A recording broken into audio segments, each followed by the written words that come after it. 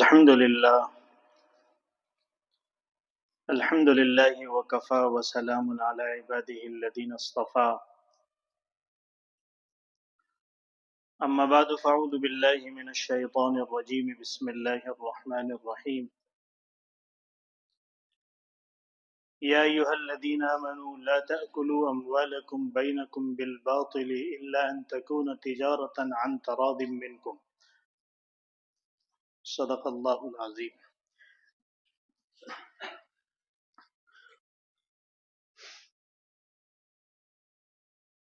گزشتہ جمعہ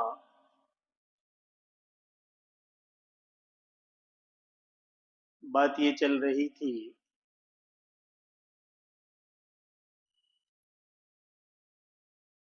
کہ انسان کی زندگی میں اس کی روزی کا بہت بڑا دخل ہے۔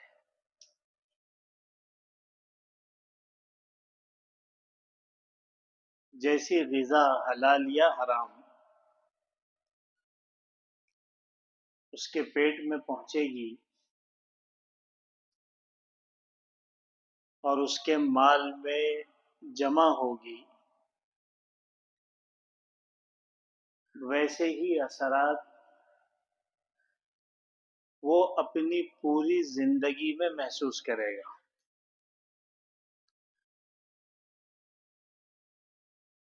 سب سے پہلے تو اس کی خود زندگی سے برکت ختم ہو جائے گی۔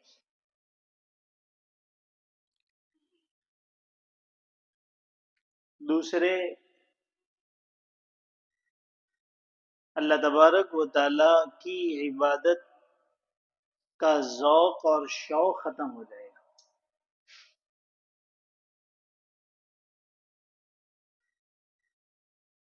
اور ان عبادتوں پر جو اجر و ثواب اللہ تعالیٰ کی طرف سے عطا ہوتا ہے وہ ان سے محروم ہو جائے گا۔ ٹھیک ہے، عبادت ہو جائے گی، فرض ادا ہو جائے گا، سنت ادا ہو جائے گی، نفل ادا ہو جائے گا، قرآن کی تلاوت کر رہا ہے تو تلاوت ہو جائے گی، لیکن یہ جو مشقتیں وہ برداشت کر رہا ہے، نمازوں کو پڑھنے میں، روزوں کو رکھنے میں، حج اور عمرہ کو کرنے میں، قرآن کریم کی تلاوت میں، بلکہ اپنی محبوب چیز مال کو خرچ کرنے میں کہ زکوٰۃ کے نام سے حرام مال دے رہا ہے اور حرام مال صدقے کر رہا ہے، یتیم خانے بنا رہا ہے، لوگوں کو تو پتہ نہیں مسجدیں بنا رہا ہے، قبرستانوں کے اندر پیسے دے رہا ہے۔ قربانی ہے، مال سے انسان کو فطرتاً محبت ہوتی ہے، وہ بیچارہ قربان کر رہا ہے۔ گرمی کا موسم ہے اور منی میں بھی ہے اور عرفات میں بھی ہے، گڑ گڑا کر دعائیں کر رہا ہے اور دعاؤں کے کرنے والے بزرگوں کی دعاؤں پر آمین کہہ رہا ہے، دھوپ کی تمازت برداشت کر رہا ہے، پھر تھک ہار کے مزدلفہ پہنچ رہا ہے، بڑی پریشانی میں وہاں جا کر رات گزار رہا ہے، پھر 10ویں تاریخ کو کنکری بھی مار رہا ہے اور قربانی بھی کر رہا ہے اور حلق بھی کرا رہا ہے اور فرض طواف بھی کر رہا ہے اور لوگوں کی بھیڑ میں سعی بھی کر رہا ہے، لیکن اتنی ساری محنتوں پر، اتنی ساری مشقتوں اور قربانیوں پر اسے کوئی اجر و ثواب نہیں ہے، اس لیے کہ اس کے پیٹ میں پہنچنے والی روزی اور جس پیسوں سے وہ احرام باندھ رہا ہے یا عام لباس پہن رہا ہے وہ حرام ہے۔ اسی کو اللہ کے رسول صلی اللہ علیہ وسلم نے فرمایا، جو میں نے گزشتہ جمعہ آپ کے سامنے آپ صلی اللہ علیہ وسلم کا فرمان پیش کیا تھا، گڑ گڑا کر دعائیں ہو رہی ہے، بکھرے ہوئے بال ہیں، پراگندہ ہے، اور الہا و زاری کے ساتھ دعائیں کر رہا ہے، لیکن اللہ کے رسول کیا فرماتے ہیں؟ فَأَنَّا يُسْتَجَابُ لَهُ الدُّعَاء، اس کی دعا کیسے قبول ہو سکتی ہے؟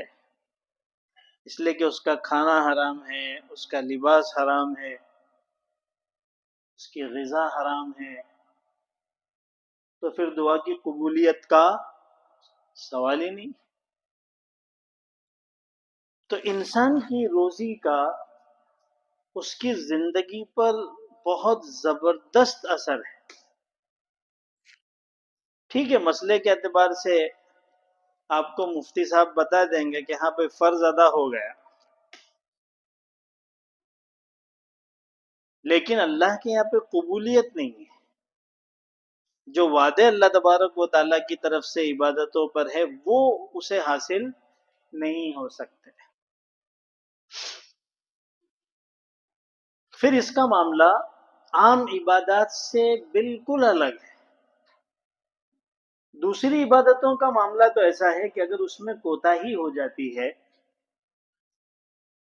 تو اس کی تلافی مختلف شکلوں سے ہو سکتی ہے۔ جیسے مثال کے طور پر ایک آدمی نماز نہیں پڑھتا ہے تو اس کو کہا جائے گا کہ بھئی فرض نماز اپنے وقت پر پڑھو اور جو نمازیں چھوٹی ہیں اس کی قضا کر لو۔ نوافل اور سنت غیر مؤکدہ پڑھنے کے بجائے آپ کی کوشش یہ ہونا چاہیے کہ زیادہ سے زیادہ قضا پڑھ لیں۔ حضور اکرم صلی اللہ علیہ وسلم کی حیات طیبہ میں ایک موقع ایسا آیا، غزوہ خندق کے موقع پر آپ علیہ السلام کی کچھ نمازیں چھوٹ گئیں مصروفیتوں کی وجہ سے اور اس وقت کے جو اپنے حالات تھے۔ حضور اکرم صلی اللہ علیہ وسلم نے ان تمام نمازوں کو ترتیب سے لوٹایا۔ اس سے علماء نے دو مسئلے بیان کیے۔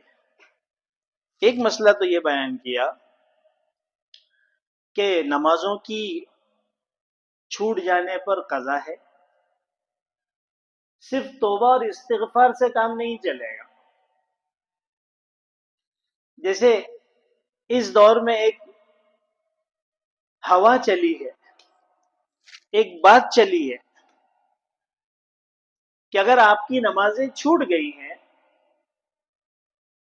اور آپ کو احساس ہوا تو آپ کو نماز کی قضا کرنے کی ضرورت نہیں ہے، توبہ استغفار کرو، اللہ تعالیٰ سے توبہ کرو کہ اللہ مجھے معاف فرما، میری نمازیں چھوٹ گئی ہے 50 سالوں کی، مجھے بہت ندامت ہے، مجھے بہت افسوس ہے، تو اسے معاف فرما، تو اللہ تعالیٰ وہ 50 سالوں کی نمازیں آپ کی معاف فرما دیں گے۔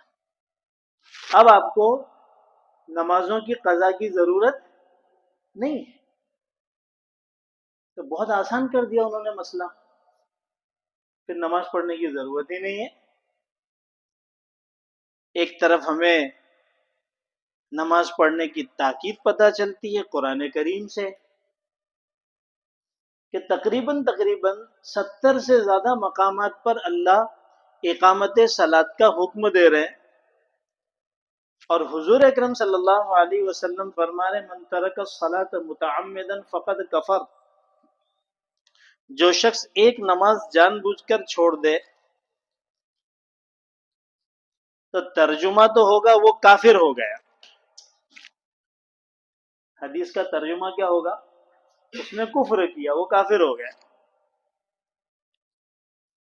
اگرچہ دوسرے آیات اور احادیث کو سامنے رکھتے ہوئے تمام فقہا تقریباً اور ائمہ مجتہدین فرماتے ہیں کہ اس سے مراد نماز کا انکار کرنا ہے۔ کسی نے اگر نماز کی فرضیت کا انکار کر دیا کہ میں نماز کو نہیں مانتا، ایسی کوئی عبادت نہیں ہے، نماز فرض نہیں ہے تو وہ کافر ہوگا. لیکن ترجمہ تو یہی ہے، جو جان بوجھ کر ایک نماز بھی چھوڑ دے تو وہ کافر ہو جاتا ہے. ایک طرف تو اس طرح کی حدیثیں ہیں، دوسری طرف وہ حدیثیں ہیں جس میں اللہ تعالیٰ نے نماز کے چھوڑنے پر عذاب کو بیان کیا. آپ صلی اللہ علیہ وسلم نے فرمایا جو شخص ایک نماز چھوڑ دیتا ہے اس کو ایک حقوق جہنم میں جلنا پڑے گا. ایک حقوق کا جو حساب حضرات صحابہ کی تفسیر کی روشنی میں ہمارے علماء نے لکھا ہے وہ تقریباً 83 سال ہے. 83 سال 4 مہینے. حضرت شیخ رحمۃ اللہ علیہ نے فضائل نماز کے اندر اس کو تفصیل سے بیان کیا ہے. تو اتنی بڑی بڑی وعیدیں ہیں نماز کے چھوڑنے پر، اور پوری زندگی کی نماز کے بدلے میں ایک آپ کا توبہ جو ہے وہ اتنا مؤثر بنا دیا گیا کہ وہ ساری نمازوں کے عذاب کو دھو ڈالے گا. یہ اس وقت ایک بات دنیا میں چلائی جا رہی ہے. اب میں کیا اس فرقے کا نام لوں اور کیا میں اس کی بحث کروں. بہرحال میں تو آپ کے سامنے یہ بتا رہا تھا کہ یہ سب شیطانی باتیں ہیں، اس لیے کہ اس طرح کے نظریات اور خیالات شیطان ہی پیدا کر سکتا ہے نمازوں سے دور کرنے کے لیے. اس سے آسان کوئی صورت نہیں ہو سکتی، اس سے آسان کوئی حکمت عملی نہیں ہو سکتی کہ بعد میں توبہ کر لیں گے. تو اللہ کے رسول صلی اللہ علیہ وسلم کی زندگی خندق کے موقع پر یہ واقعہ پیش آیا. آپ نے ساری نمازیں لوٹائی تو ایک تو قضا کرنا ہے، اور دوسرا اگر آپ صاحب ترتیب ہیں تو آپ کو پہلے اپنی نمازوں جو قضا ہو چکی ہے اس کو لوٹانا ہے اور ترتیب سے لوٹانا ہے. پہلے کون سی چھٹی؟ عصر، تو پہلے عصر پڑھو. پھر کون سی چھٹی؟ مغرب، تو مغرب کی قضا کرو. پھر عشاء، پھر فجر، پھر ظہر، مثال کے طور پر. تو اس طریقے سے ترتیب سے ان نمازوں کو لوٹانا ہے. صاحب ترتیب اس شخص کو کہتے ہیں جس کی اپنی پوری زندگی میں بالغ ہونے کے بعد سے لے کر جتنی اس کی عمر ہے 6 نمازیں ایک ساتھ قضا نہ ہو. اس کو کیا کہتے ہیں؟ صاحب ترتیب. تو ایک تو وہ اللہ کا ولی ہو سکتا ہے جو بالغ ہونے کے بعد سے برابر پابندی سے نماز پڑھتا رہا، کبھی زندگی میں اس کی 6 نمازیں قضا ہوئی ہی نہیں. اب چاہے ایک بھی نماز قضا نہ ہوئی ہو یا 1 2 3 ہوئی ہو، 6 تک نہیں پہنچی، وہ صاحب ترتیب ہے. اس کا مسئلہ الگ ہے. اور کچھ لوگ وہ ہوتے ہیں جو صاحب ترتیب نہیں ہوتے، جن کی 6 یا اس سے زیادہ نمازیں قضا ہوتی ہیں، چاہے ایک ساتھ ہی قضا ہوئی ہو یا اس کی اپنی بالغ ہونے کے بعد سے لے کے اب تک کی زندگی میں بہت ساری قضا تھی، وہ ان نمازوں کو ادا کرتے کرتے کرتے پہنچ گیا ہے لیکن ابھی بھی 6 کے اندر نہیں آیا ہے، ابھی بھی 10 15 20 25 50 نمازیں باقی ہیں. تو ہم کہیں گے کہ یہ شخص صاحب ترتیب نہیں ہے. تو جو صاحب ترتیب ہوگا اس کو نماز قضا کرنے میں ترتیب کا لحاظ رکھنا ضروری ہے، اور پہلے قضا کرنا ہے بعد میں ادا کرنا ہے. جیسے ایک شخص صاحب ترتیب ہے، نیک آدمی ہے، زندگی میں اس کے اوپر کوئی نماز قضا نہیں ہے، لیکن اتفاقاً کسی وجہ سے ایک نماز اس کی قضا ہو گئی. مثال کے طور پر فجر کی نماز اس کی آج کی قضا ہو گئی. تو اب ظہر سے پہلے اپنی وہ فرض قضا کو ادا کرے اور اس کے بعد ظہر کی فرض ادا کرے، اگرچہ اس کی جماعت چھوٹ رہی ہے. کہ میں اگر فجر کی قضا کرنے جاؤں گا تو امام صاحب جو ظہر کے لیے مصلی پر کھڑے ہیں میری نماز چھوٹ جائے گی، تو چھوڑ دو. تمہارے لیے پہلا مسئلہ کیا ہے کہ اپنی فجر کی فرض کی قضا کرو اس لیے کہ آپ صاحب ترتیب ہو. تو بہرحال اللہ کے رسول صلی اللہ علیہ وسلم نے نمازوں کو قضا کیا، اور یہی حکم ہے شریعت کا کہ اگر نمازیں چھوٹ جائیں تو نمازوں کو قضا کر لو. کسی کو اگر اس کی توفیق نہیں ہوئی تو اس کی دوسری شکل بھی موجود ہے کہ وصیت کر دو کہ میرے مرنے کے بعد میرے مال میں سے میری نمازوں کا فدیہ ادا کر دیں. کم سے کم اتنا تو کر دو. فدیہ کیا ہے؟ ایک نماز کا فدیہ 1.25 کلو گیہوں یا اس کی قیمت ہے. ہم لوگ جو عام طور پر فطرہ 70 80 90 روپے مقرر کرتے ہیں تو اس کا فدیہ ہے. اور دن کی 6 نمازیں ہیں، 5 فرض ہے اور وتر واجب ہے. وتر واجب کا بھی فدیہ ادا کرنا ہے. 7 چھنگ 42 420 روپے پر ڈے. پھر آپ اس کو ملٹیپل کرتے جائیں، ضرب دیتے جائیں، کتنے مہینوں کی اور کتنے سالوں کی نمازیں ہیں اس کا آپ حساب کر کے ادا کر دیں. شریعت نے آپ کے لیے سہولت رکھی ہے. انشاءاللہ اگر توبہ کر کے آپ مرتے ہیں اور مرنے سے پہلے فدیے کی وصیت کر جاتے ہیں اور آپ کے وارث آپ کے مال کی 1/3 میں سے وہ فدیہ ادا کر دیتے ہیں تو اللہ کی ذات سے امید ہے کہ آپ کی پکڑ نہیں ہوگی،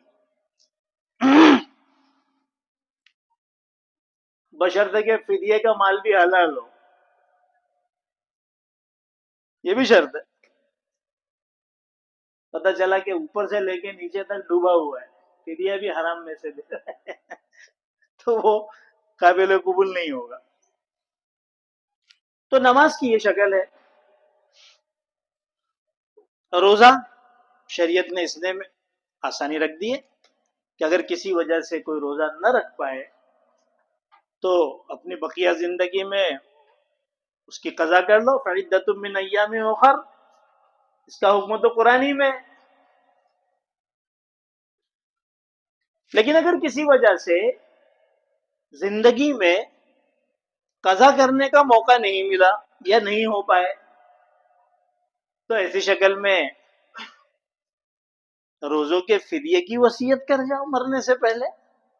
عجیب مال سے محبت ہے کہ مرنے والا ہے پتہ ہے، لیکن اپنی آخرت کے لیے اپنے مال میں سے وصیت کرنے بھی تیار نہیں. تو وصیت کر جائے، آپ کے بچے بھوکے نہیں مریں گے انشاءاللہ. تو شریعت نے آپشن رکھا کہ بھئی وصیت کر جاؤ تو پھر ہر سال کے جتنے روزے چھوٹے ہیں اس کے فدیے کو ادا کر دیا جائے. مال بہت تھا، عمرے تو بہت کیا لیکن حج کی توفیق نہیں ہوئی، یہ اللہ تعالیٰ نے گھر کی زیارت سے ہی محروم رکھا. تو شریعت نے کہا کہ بھئی مرنے سے پہلے حج بدل کی وصیت کر جاؤ کہ میرے مال میں سے میری طرف سے کوئی حج کر لے. علماء نے لکھا ہے کہ حج بدل کی وصیت پر اگر عمل کر لیا جائے تو اللہ تبارک و تعالی فرض حج کی ادائیگی اس کی طرف سے کر دیں گے. اور بڑی فضیلتیں بیان کی گئی ہے حج بدل کرنے کی، اپنے والد کی طرف سے، اپنے ماں کی طرف سے، اپنے لوگوں کی طرف سے. میں تو یہ کہہ رہا تھا کہ شریعت نے بہت سی سہولتیں رکھی ہیں دوسری عبادتوں میں کہ اگر کچھ کمی کوتاہی ہے تو اس کو دور کیا جا سکتا ہے. لیکن مال کے معاملے میں شریعت کی طرف سے کوئی سہولت آپ کو حاصل نہیں ہے. اگر آپ نے کسی کا مال کھایا ہے، زمین دبائی ہے، کسی کا قرض لے کر ادا نہیں کر رہے ہیں یا کسی کا کوئی حق مارا ہے، بہت طریقے سے لوگ حق مارتے ہیں، ایکسپرٹ ہیں ہماری قوم. تو شریعت کہتی ہے کہ اب اس سلسلے میں آپ کی دعائیں اللہ کے یہاں پر نہیں چلے گی. آپ کے عمرے اللہ کے یہاں پر آپ کے حق کا بدل نہیں بن سکتے. آپ کے حج آپ کو اس حق سے بے باک نہیں کر سکتے. اسی طریقے سے آپ کے نوافل اور آپ کے صدقے، یہ ساری چیزیں آپ کو ان حقوق سے آزادی نہیں دلا سکتے جب تک کہ آپ ان حقوق کو ادا نہ کر دیں. کسی کا قرض لیا ہے تو قرض ادا کر دو. ٹھیک ہے، وہ اتنے زمانے تک تمہارا ظلم چلتا رہا کہ ادا کر سکتے تھے پھر بھی نہیں ادا کر رہے تھے، اور بیچارے مقرض کو ستا رہے تھے، پریشان کر رہے تھے، سنا بھی رہے تھے، تھکا بھی رہے تھے. اس کا حساب تو اللہ کے یہاں پہ انشاءاللہ ہوگا، کیونکہ اللہ کے رسول نے فرمایا مَثَلُ الْغَنِيِّ ظُلْمٌ، دے سکنے والا اگر ٹال مٹول کرتا ہے تو یہ ظلم ہے. وَالظُّلْمُ ظُلُمَاتٌ يَوْمَ الْقِيَامَةِ، اور ظلم قیامت کے دن اندھیریوں کی شکل میں آئے گا. اندھا بن کر جب وہ گھومے گا اور فرشتے جب اس کی اصلاح کریں گے تو اس کو پتا چلے گا کہ وہ کیا کر رہا تھا. تو اس کا طریقہ یہی ہے کہ اس کا قرض ادا کر دو، اس کا حق ادا کر دو. اور اگر بہن کی وراثت کھائی ہے تو بہن کو اس کا وراثت کا حق دے دو. 90% سے زیادہ لوگ وراثت کا مال کھا کے بیٹھے ہیں اور صف اول کے اندر تکبیر اولیٰ کے ساتھ نماز پڑھتے ہیں. اچھی بات ہے، بہت فضیلت ہے نماز کی بھی، صف اول کی بھی اور تکبیر اولیٰ کی بھی، لیکن یہ عمل آپ کو آپ کی بہن کے حق کی ادائیگی کا بدل نہیں بن سکتا. یہ اس کا آلٹرنیٹو نہیں ہے، آپ کو حق ادا کرنا ہی پڑے گا.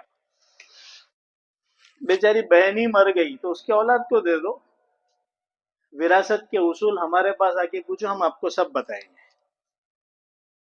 16 پیڑھیوں تک الحمدللہ ہم نے مسئلے حل کیے. کتنے پیڑھی تک؟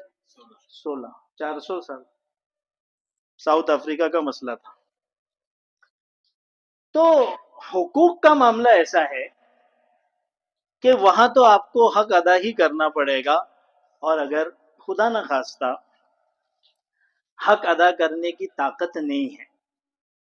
ایک انسان ظلم ایک حد تک کرتا ہے نا، جب تک جوانی ہے اور جسم میں طاقت ہے اور چہرے پہ گلابی ہے، اور ظلم کرنے کے لیے جو چیزیں چاہیے وہ ہے تب تک کیا. پھر ایک مرتبہ جب آدمی ڈھلنا شروع ہوتا ہے تو آج کل ایک ویڈیو بڑا اچھا وائرل ہو رہا ہے، حالانکہ وہ تو چیز حدیث میں ہے، لیکن بہت سارے غیر مسلموں کے ذریعے سے بھی اللہ تبارک و تعالیٰ وہ باتیں کہلوا دیتے ہیں. تقریباً سب کے پاس پہنچا ہوگا، ہم جیسوں کے پاس تو ایک دم آخر میں پہنچتا ہے. اس میں ایک شخص جو آئی سی یو کے اندر زندگی پر کام کرتا رہا، اس نے اپنا تجربہ شیئر کیا ہے کہ ہمارے آئی سی یو کے اندر جو بہت سارے کیسز آتے تھے تو تقریباً ہم کو اندازہ ہوتا تھا کہ کون بچے گا کون جائے گا. ایک تجربہ آدمی کو ایک اندازہ حاصل ہو جاتا ہے کہ فلاں صاحب جانے والے ہیں، فلاں صاحب بچ جائیں گے بھگوان کی کرپا سے، وغیرہ وغیرہ. تو وہ کہتا ہے کہ ایک آدمی کو میں نے دیکھا کہ وہ بہت رو رہا ہے، اور اس کے بارے میں ہمارا اندازہ تھا کہ یہ بچنے والا نہیں ہے، جانے والا ہے. تو میں نے جا کے اس سے پوچھا کہ بھائی تم کیوں رو رہے ہو اتنا آخری ٹائم میں؟ تو اس نے اس کی وجہ یہ بیان کیا کہ میرے سامنے میری پوری زندگی ایک فلم کی طرح سے آ گئی ہے. میں نے جو اچھے کام کیے وہ بھی آ گئے، اور میں نے جو برے کام کیے وہ بھی آ گئے.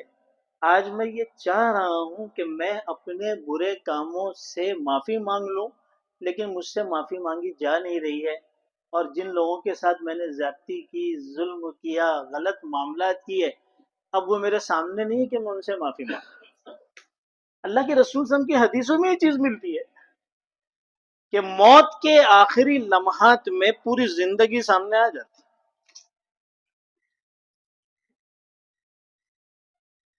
تو جب انسان ڈھلتا ہے اور ہاتھوں میں کمزوری، پیروں میں کمزوری، آنکھوں میں کمزوری، ذہن بھی تھوڑا کمزور ہو گیا ہے، دانت بھی جو ہے تھوڑے ہل چکے ہیں، اور تھوڑی منہ سے بدبو بھی آ رہی ہے، تو لوگ بھی ذرا قریب بٹھانا پسند نہیں کرتے، اس وقت احساس ہوتا ہے، اس وقت کیا ہوتا ہے؟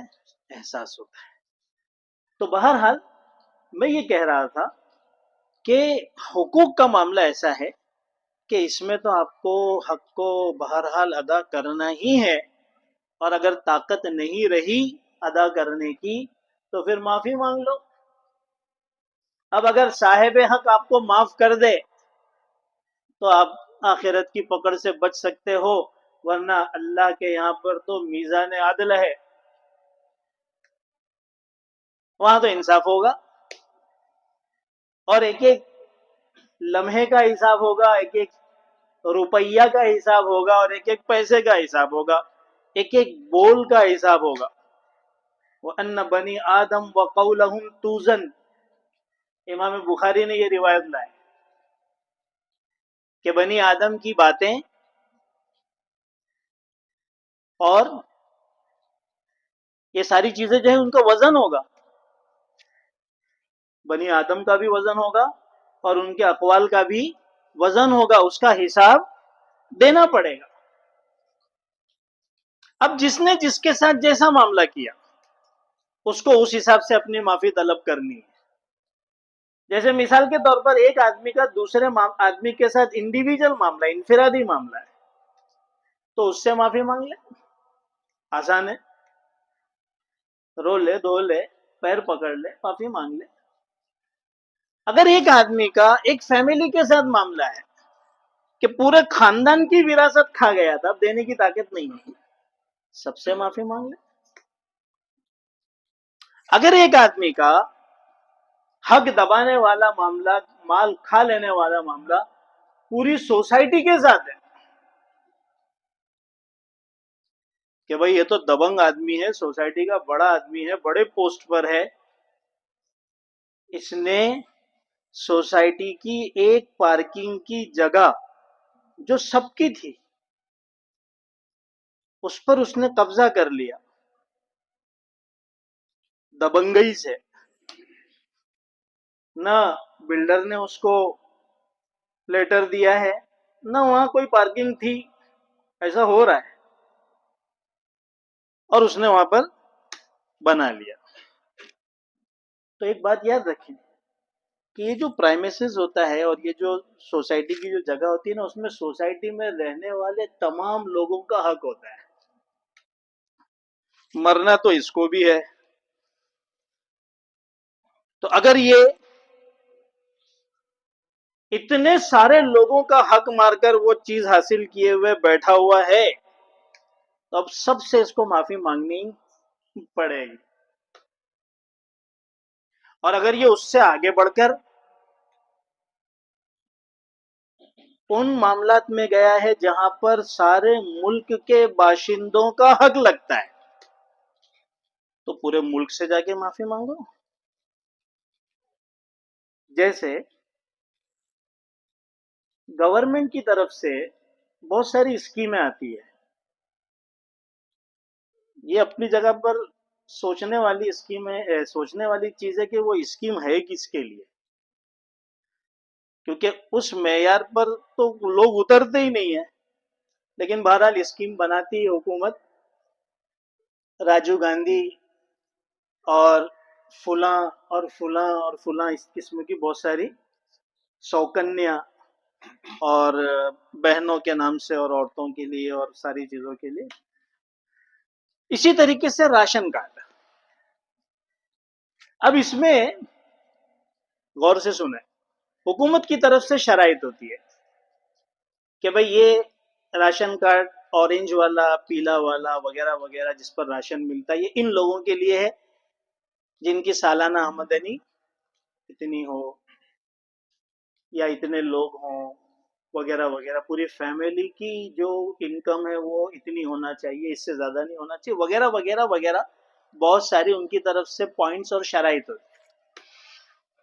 علماء نے یہ لکھا ہے حکومت چاہے کتنی نالائق کیوں نہ ہو، دیکھیں حکومت میں جو ہوتے ہیں وہ کیسے ہوتے ہو تو آپ کو پتا ہے، لیکن بہرحال ان کی طرف سے جو قانون بنے ہیں ان قانونوں کی پابندی ہر مسلمان پر فرض ہے.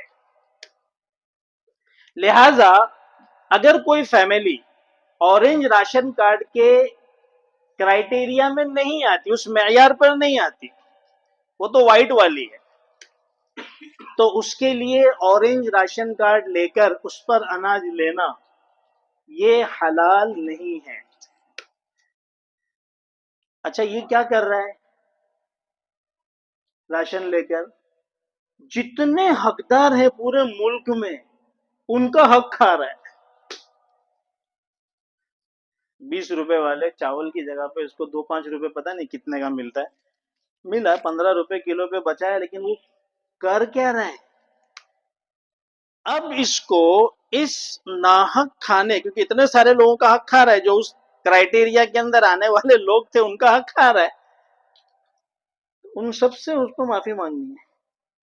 اور کل قیامت کے دن یہ سارے کھڑے ہو جائیں گے کہ اس نے ہمارا راشن کھایا تھا، یہ ہماری معیار پر تھا نہیں، ہم نے اس کو بہت معمولی سمجھ لیا ہے.